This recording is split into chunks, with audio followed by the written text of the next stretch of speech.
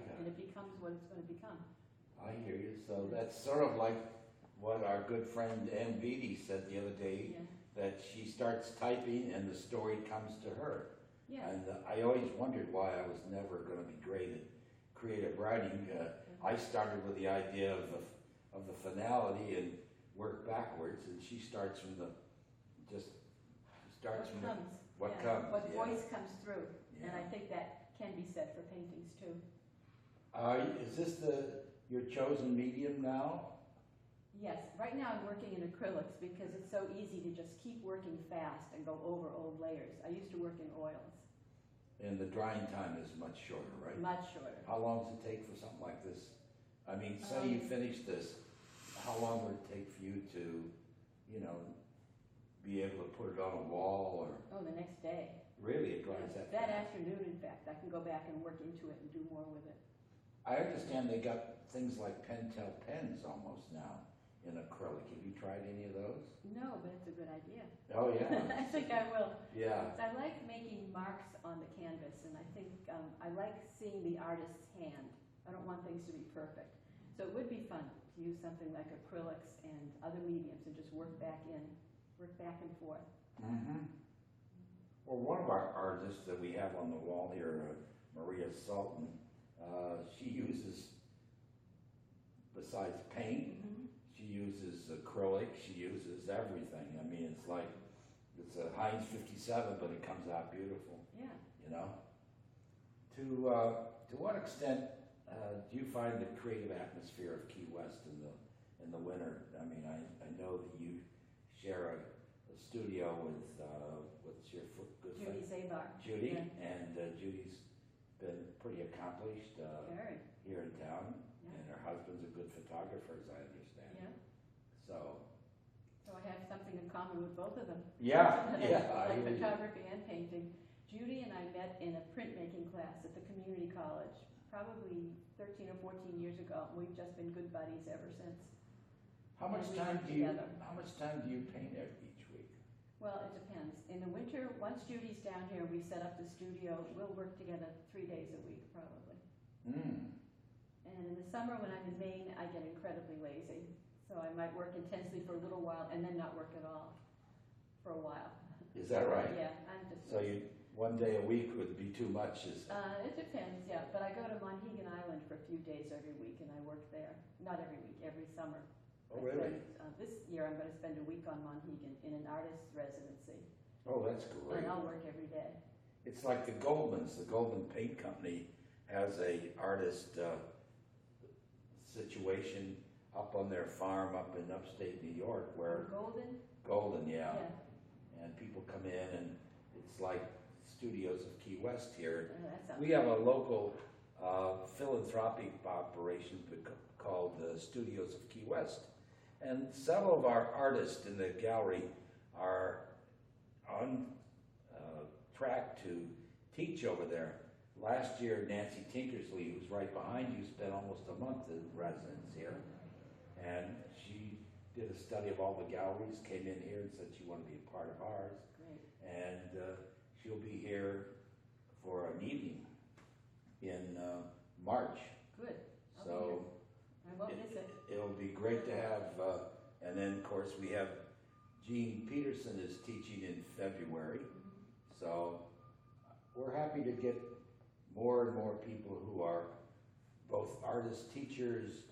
Probably on the gallery right now, we probably have, out of 10 artists, we probably have at least 4, maybe even 5 people who spend a lot of time giving back to the art world and teaching people the basics and what have you. So what do you have on plan for this year, for this winter? Are you going any particular direction as far as new art? I think I'll continue with the abstracts that you see here. I don't know if the camera can see these as well as those, but I think I'll continue with what you call my busy abstracts. Busy, yes. I like being busy. I like seeing lots of strokes on the canvas. I like lots of color. I'm just going to keep piling it on. Is that right? It takes me, yeah. How long does it take you to do one of these? These two basically came together really fast, maybe a day for each, but then I worked back into them over the next few days. So I could have stopped in a day, but I decided to keep going and do a little more. I hear you. Yeah. Well, it's very difficult, I think, for an artist to know when to stop. Oh, you're right. You know, I've seen some artists who I wish they'd have stopped a week earlier, you Yeah. know? And, but I hear you and I understand the difficulty of just, you know, thinking it's done, Mm-hmm. you know? But you don't want it to get muddy, you don't want it to get overworked or fussy. And Yeah. That's really a call that's very important to make. The fussiness of Yeah, it. to stop before it's too fussy. Yeah. And you can be busy, but you don't want to be fussy. Are you the first one in your family to be a painter or an artist? My father, I think, was artistic, but he was a child of the Depression and didn't have a chance to really go into his arts. He had perfect pitch, he was very musical. He took a sketch class with me when I was about 13. We went to the Cambridge Adult Education Society and we took a class together. And, Oh, that must be memorable. yeah, I think he would have loved to be an artist. Yeah. But he was busy making a living. What did he do for a living? He had a shoe factory in Maine. We lived in Brookline, Massachusetts. Oh, yeah, that was We heavy, moved to a heavy factory in shoe. Maine. Yeah, Yeah, yeah. In those days, the factories were up in Maine. yeah. But do you find in the community where you're summering, do you find a lot of artists there? The artists range far and wide. In Maine, loads of artists know each other from all over the state because the population is thin. And we have a terrific organization called the Union of Maine Visual Artists, the UMVA. And I was very active in that, which partly got me back into painting again. You know, I helped put up shows at the Ellsworth Library every month, and we just got lots of people involved. That's great. Yeah, and I was in a kind of a groundbreaking gallery in Belfast, Maine, called Art Fellows, where people went into new directions and did new kinds of work for a rather staid, conservative state that the art state was in then. Yeah. Do you see art changing much? You know, I mean, you're doing your thing, but as you travel, I know you probably go to galleries Yeah. and see a lot of art. Do you see the art world changing a bit, or do you see any new direction? It's like I sense that maybe figurative work is coming on a lot stronger. I know it had been downplayed for a long time, but when I watch television, everything's very contemporary Yeah. behind people in those scenes. That's So, true. you know, I think that's helped to create the market for contemporary work these days. But I see that, you know, the magazines are starting to talk about figurative more and more, so I think that it's been selling for a couple of years, and they're just catching up, you know? I think you're right. I think there is more figurative. But in Maine coastal galleries, there's always been more traditional figurative kind of work along with coastal scenes.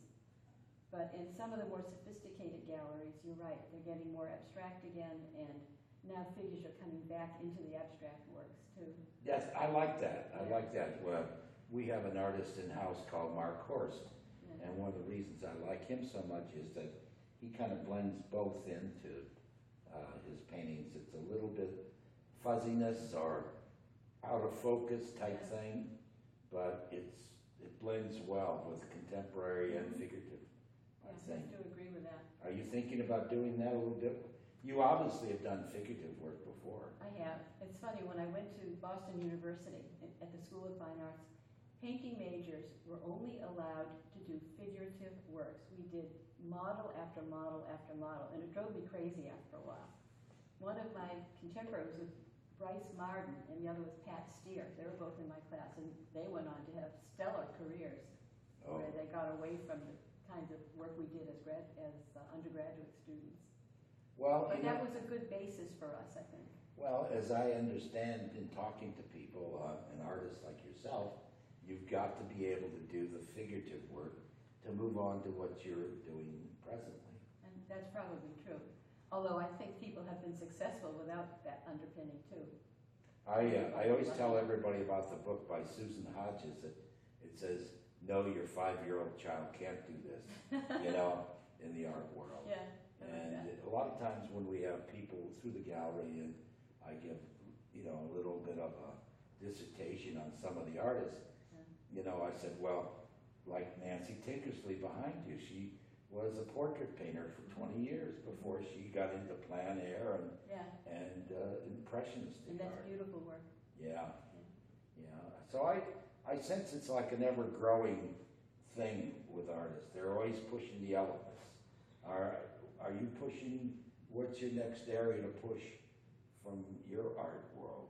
It's so funny, I can't really say until I get there. I don't know if I'll simplify my shapes or if I'll make them more complicated until I actually put my brush to the canvas and see what comes. I got you.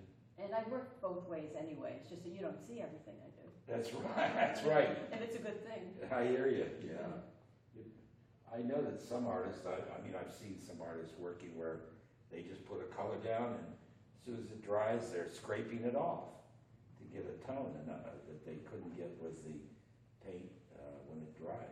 Yeah, well, actually, when Judy and I are working in our studio, you might hear a few swear words now and then, and you hear some scraping. Is that right? Some changing, yeah. But that's good. The scraping and the changing makes it richer. I hear you. Have you ever done any watercolor? I have never done watercolor. I've worked in oils and I've worked in acrylics. I've never even tried watercolor. It's a whole other world to me. It might be fun. I do love the flowing of it, Yeah. easy flow and that it melts into the paper. Well, we had a great lady down here. What was her name? That was here locally. There was a big watercolorist. In the past? Yeah, in the past, over on No. Symington Street, we had a lady. I know who you mean. Yes, the name escapes me too. Yes. But I know who you're talking about. yeah, but tell me a little bit more. Stanford. Yes. Yeah. She was a great lady. Yeah. When I first got here about 17, 18 years ago, she was one of the first artists I met. Yeah. And she was prolific. Oh, yes. And every day, Yeah. I kind of put her in the same category as Picasso. I always tell the story to children that Picasso did 10 paintings a day. And everybody, the kids say, why? And I said, well, he didn't think he was any good. He was practicing. And I think Sanford was a little bit along the same lines. Yeah. Because she was working every day. Yeah. She was a great personality, too. Yeah. And her personality came through Yes. in her work. Well, we've been sitting here talking to Jane Gilbert. Jane, is there anything else that you like? Any other artists in town that you seem to think are very good? And like your friend Lucy Page, I know is doing very well. Just put some new paintings in the new Seven Fish, which is a local eatery that everybody loves. Right. And I think the world of Judy Zabar. Yes. And Well, we're not going to get Judy in here because she's in a gallery. Judy owns a gallery. Yeah. So Right. Oh, there are lots of good artists in here, in Key West in general. has it always been such a mecca for good artists, this town? I don't know. I've been here for about 16 years, and it was already a mecca when I came here. So I don't know when that started, but it sure is a wonderful art town now. It's a place where you can find a whole community of artists to be a part of, and it's the lifeblood of art, having other artists to commune with. Do the other artists get together on a regular basis? Well, I have a group that I get together with, but I don't know about others. I hear you. Yeah. So that's good. You can throw it around and what's new and I know that some artists, just like some of the artists are changing from oil to acrylic, and how do you get the depth of your painting with acrylic. And I know that some of the conversations that some of my artists have had with people who are in here that teach acrylics have been very successful in being able to build that layer and layer Yeah. that it takes to build a beautiful piece. Right, because when you first change from oils, you miss that buttery consistency of the paint sort of standing up on the canvas and having a brush stroke that shows. You miss that at first, then you have to try to learn how to recreate it with acrylics and mediums I hear you. to make it rich. Yeah. Have you tried the palette knife much? Or I know that there's several artists in town that have been very successful in slathering on the oil or what have you. Yeah, I've done a few paintings with palette knife, which I like and kept. Others, were experiments that I went back and changed and added brush strokes too. That's interesting. So I do both. I hear you. Yeah.